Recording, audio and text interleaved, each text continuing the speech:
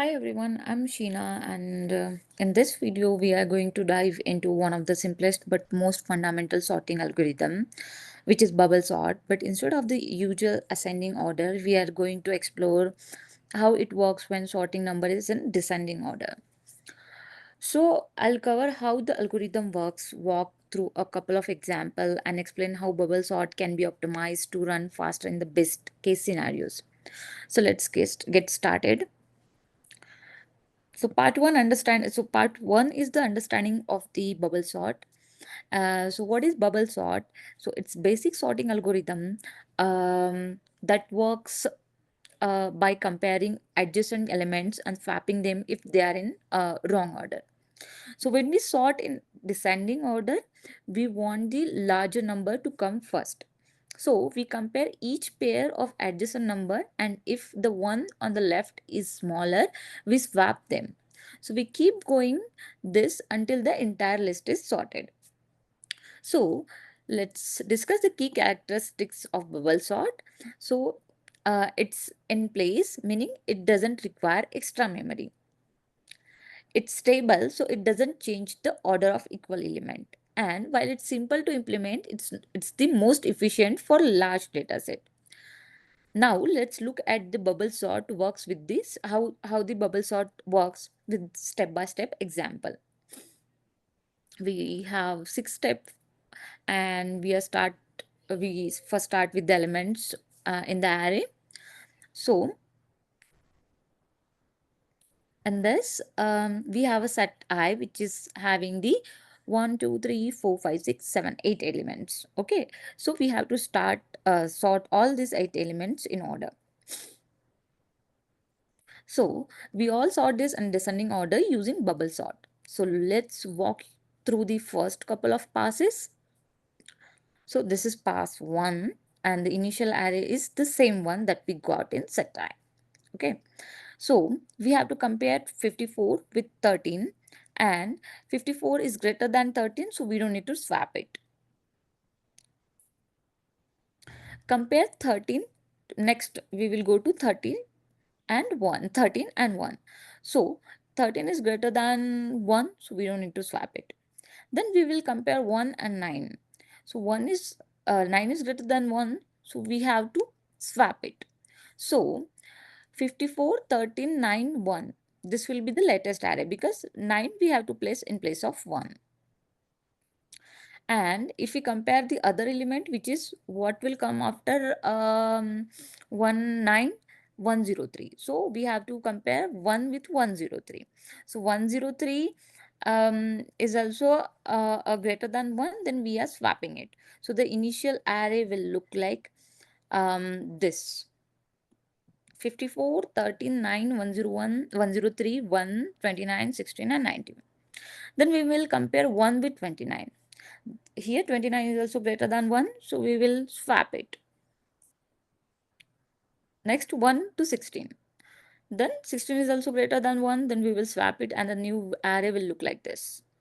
Then we will compare 1 with 98 and here also we have to swap because 1 is less than 98 and this will be the final list for the pass 1.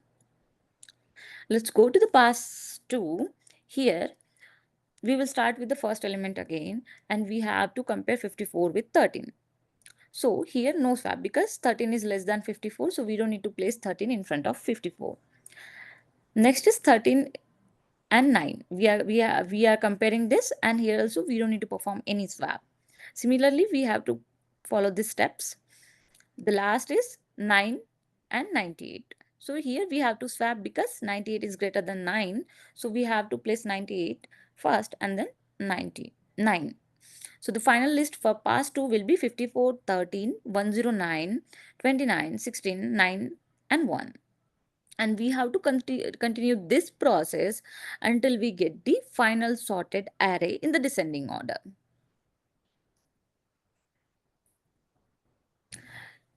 And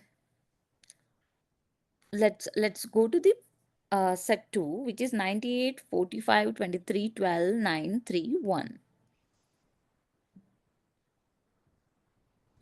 And here this is already sorted in descending order. So let's see what happened when we apply an optimized version of bubble sort.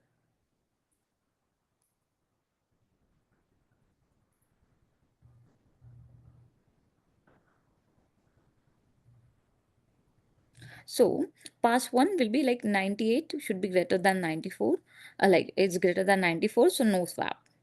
45 is greater than 23, no swap. 23 is greater than 12, no swap. So similarly 12, 9, no swap. 9, 3, no swap. And 3 is greater than 1, no swap. Since no swap occur in the entire pass, the algorithm terminates early. So let's discuss the step 3, which is optimize bubble sort in best case scenario, which is big O(n). So um,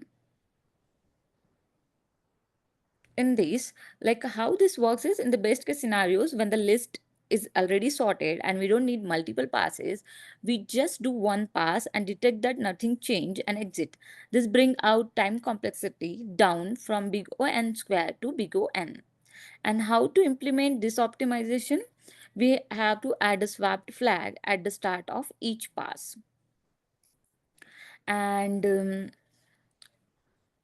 if the swap occurs, a set swap equals to true. At the end of the pass, if swap is still false, then it break the loop early. So this is the logic behind finding the passes, or if it's already sorted, then we can determine it by using the flag. Coming to the other part, which is like a time complexity. So let's summarize the time complexity of bubble sort.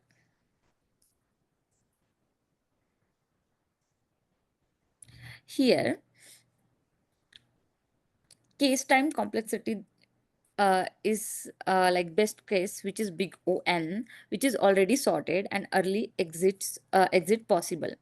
Average case is big O(n) square, which is randomly ordered data, and the worst case scenario is big O(n) square, which is reverse data, um, and which will be having the maximum number of swaps. So that we will consider as a worst case scenario.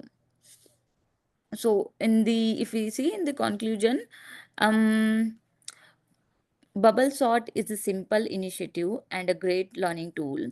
And it's not the most efficient for large data set, but it teaches us the fundamental ideas like comparison, swapping, and optimization.